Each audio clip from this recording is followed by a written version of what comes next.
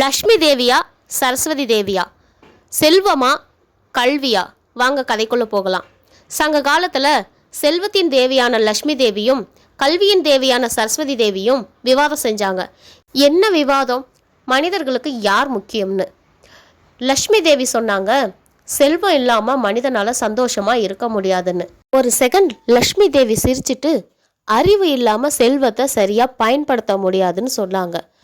ரெண்டு பேரும் இதுக்கு ஒரு தீர்வு காண பூமிக்கு வந்தாங்க.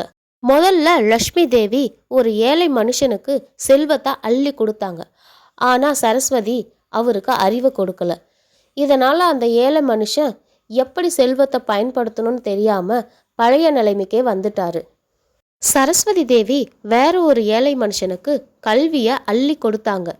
அந்த ஏழை மனுஷன் கஷ்டப்பட்டு படித்து அறிவையும் வளர்த்துக்கிட்டு கடினமாக உழைச்சி காசு சம்பாதிக்க ஆரம்பித்தார். கவனித்த லக்ஷ்மி தேவி அந்த ஏழை மனுஷனை ஆசீர்வாதம் செஞ்சாங்க. செல்வமும் அறிவும் கலந்தவனானா ஏழை மனுஷன். உண்மையை உணர்ந்த லக்ஷ்மி தேவி, நீங்கள் சொல்வது சரிதான் அக்கா, அறிவு செல்வத்தை வழி நடத்துதுன்னு சொன்னாங்க. கல்வி தேவியான சரஸ்வதி தேவியும் பதில் சொன்னாங்க, செல்வமும் அறிவை ஆதரிக்குதுன்னு சொன்னாங்க. ஒரு மனுஷனுக்கு அறிவும் செல்வமும் ரெண்டுமே அவசியம்தான். ஆனால் செல்வத்தை சரியாக பயன்படுத்த அறிவு ரொம்பவே அவசியம்.